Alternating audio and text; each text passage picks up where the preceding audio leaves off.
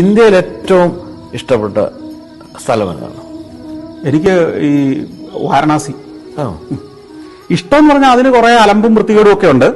പക്ഷെ അതിനപ്പുറം അതിനകത്തൊരു വേറൊരു ഫീലുണ്ട്.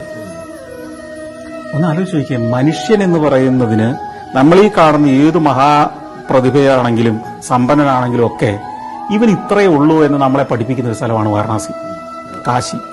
അവിടെ വെറും ശവം മാത്രം അവൻ. അതെ. അവൻ പകുതി കത്തിക്കഴിയുമ്പോൾ എടുത്ത് തോണ്ടിയാ താഴോട്ടിടും. അതെ, പറയാൻ വന്നു. പകുതി കത്തിക്കഴിയുമ്പം അവൻ ആ ഒരു കോല് കൊണ്ട് തോണ്ടിയാ വെള്ളത്തിലോട്ടിടും. അത്ര തന്നെ. അവൻ ഇങ്ങനെ കിടക്കും വെള്ളത്തിന് മുകളിൽ. നമ്മൾ ഇന്ത്യയെ സമീപിക്കേണ്ടത്, ഇന്ത്യയുടെ ചരിത്ര സ്ഥലങ്ങളെ സമീപിക്കേണ്ടത് അതിന്റെ ഒരു ഫിലോസഫിക്കൽ ആംഗിളിലായിരിക്കണമെന്നാണ് ഞാൻ എപ്പോഴും ചിന്തിക്കാറ്. അല്ലാതെ നിങ്ങൾ ദുബായിയെ കാണുന്ന പോലെ ഇവിടെ എന്താണ് സ്റ്റീലും ഗ്ലാസും കൊണ്ടുള്ള അമ്പരചുംബികൾ ഉണ്ടാകാത്തതെന്നൊന്നും ചിന്തിച്ചു പോകരുത്.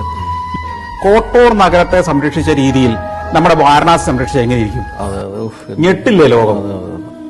ഇപ്പോഴും പുതിയ കാലത്തെ കുറെ കോൺക്രീറ്റ് കെട്ടിടവും കുറെ വൃത്തികെട്ട കെട്ടിടങ്ങളും സ്വാതന്ത്ര്യാനന്തരം പണിത കുറെ ചായക്കടകളും ഒക്കെ ആയിട്ട് അതിനെ വികൃതമാക്കിയിരിക്കുക. എന്നാൽ ഒരു 100 വർഷം മുമ്പത്തെ ആ കെട്ടിടങ്ങൾ മാത്രം നിലനിർത്തിക്കൊണ്ട് ബാക്കിത്തെ എല്ലാം ഇടിച്ചു പൊളിച്ചു കളഞ്ഞ് വാരണാസിയെ മറ്റൊരു വാരണാസി, ഒരു ദേവനഗരമാക്കി വേണേ മാറ്റാവുന്നതേ ഉള്ളൂ. അതിനൊരു ഗംഭീരമായ വിഷൻ വേണം, അതിനൊരു കലാബോധം വേണം,